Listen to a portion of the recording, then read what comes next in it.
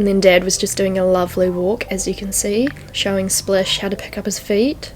And then the neighbour's dog tried to come with us and I was like, nope, go home.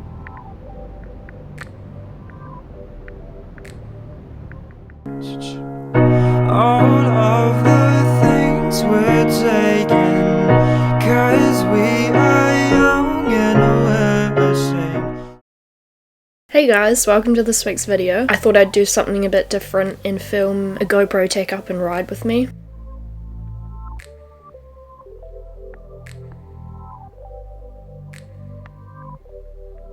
If you want to see a more in-depth video of how I tack up Splish, I'll link one in the description box below for you to watch. But here, obviously, I'm just giving him a good groom everywhere. I like to start using a plastic curry comb because it gets all the mud and dust off a lot easier, and then I'll switch and use a body brush and a curry comb.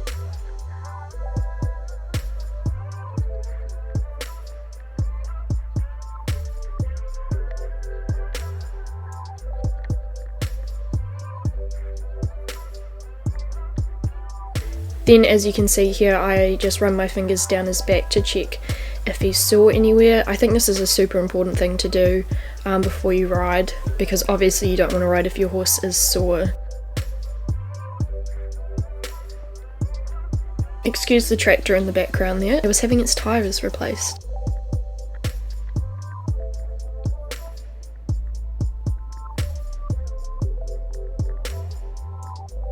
Once he's all brushed, I will go and grab my saddle blanket and saddle and put that on.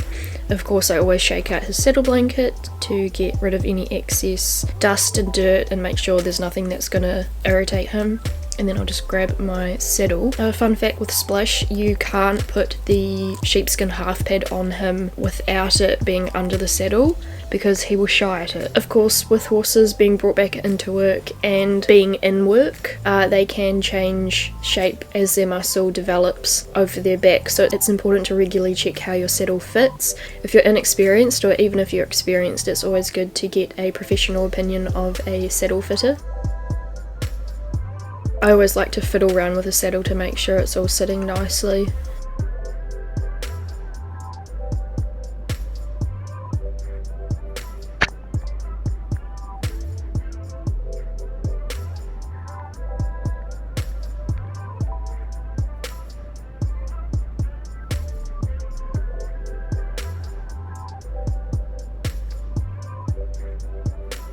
Then I always check where his girth goes, that he doesn't have any girth galls or any dirt that's going to rub him. And then when I do up the girth, I do it on the loosest hole first, just so it gives the skin time to stretch out and sit where it needs to sit. Then I'll move on to putting his boots on. As you see, I run my hands down his legs to make sure that there's no heat or swelling anywhere, and then I'll put his boots on. When I go for road rides, I like to use these boots just to give him a bit of extra protection. And then I'll pick out his hooves. This was very satisfying because his hooves were quite muddy. Picking out his hooves is one of my favourite things to do, I'm not gonna lie.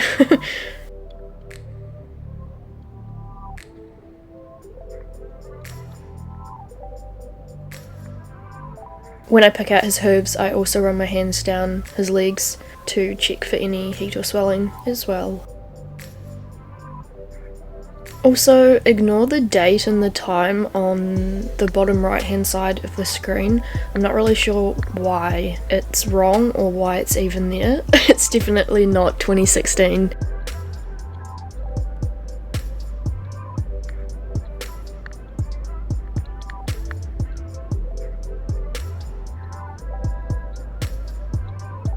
And again, just running my hands down his legs to check for any heat or swelling.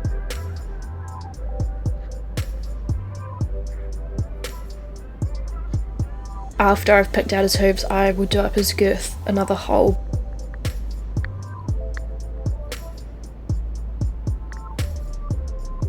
Then, because I was going on a road ride, I just locked up the tack room. Obviously we don't want anyone coming up and just taking our gear. And then whenever I go for a road ride, I always make sure to wear a back protector and a high-vis vest. It's always good to be on the cautious side because you never know what's going to happen, and you do not want to risk anything when you're on the road. Your outfit may not be the most aesthetic when you're out on the road, but it gives traffic a chance to see you. It's just safer. Then I will go and get a treat for Splash because he deserves it. He's such a good boy. Then I'll get my phone, just check the time, and when I go on a road ride I always make sure to have a phone on me just in case I need to call anyone or report anything. Then I'll put his bridle on. When I ride on the road I like to use his jumping bridle as it has a bit of a stronger bit on it, which just gives me a bit of extra control if I need it, because he can get quite strong and he is a spooky horse. I love to go on road rides or just out hiking because it gives your horses such a good brain break, and it just means that when you do school them, they're more willing to school because they have so much variety in their training. Then I'll walk over to the house and get Dad and Dexter, do up my girth, and then I'll line him up next to this concrete step thing to use as my mounting block. And I'll just get Dad to hold my stirrup for me when I get on. And before we start walking down the drive, I'll do up my girth again if it needs to be done up, and on this day it did need to be done up. And then we're all ready to go out onto the road. You can see how excited Dexter is. He loves going for walks.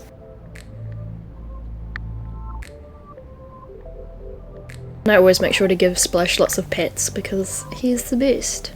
Our driveway is quite long, so I had to cut a lot of the footage out so it wasn't too boring.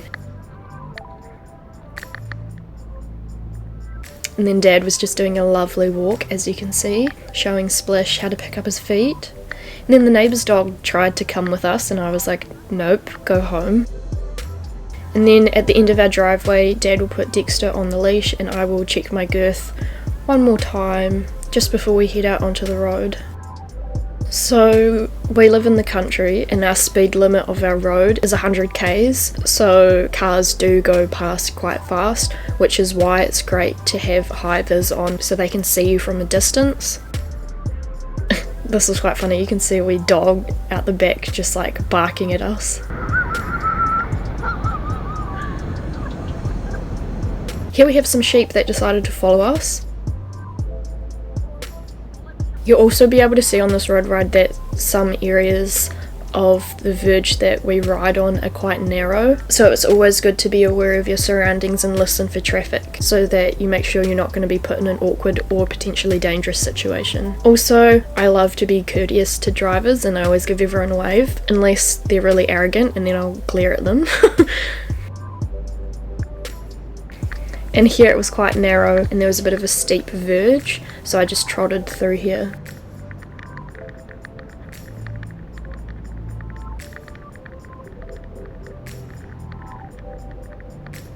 Then we came to another narrow verge, so we just waited for traffic to pass, just so that we were being safe. When you're going for a road ride as well, it's super important that if you don't have anyone with you, that you tell your parents or your friends what route you're going, how long you expect to be gone for, and when you think you're going to get back, so that if anything does happen, people around you are aware of what's going on.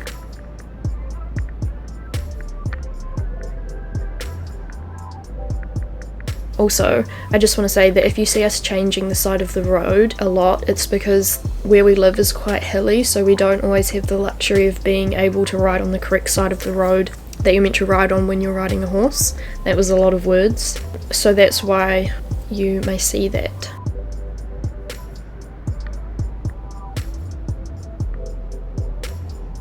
Then along here, Splash just decides to shy at nothing, which is great fun.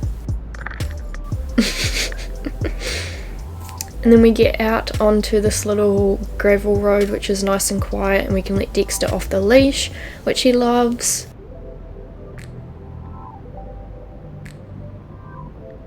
Then over here some cows were just grazing on the verge, so Splash said hello to them. And Dexter being very excited again, he's so sweet. As you can see, Splash is nice and relaxed.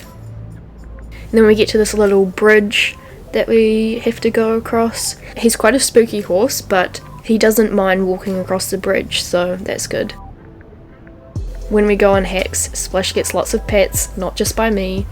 And here I was pointing at something random, so that's fun. I'm not really sure what I was pointing at. More pets because he's a good boy.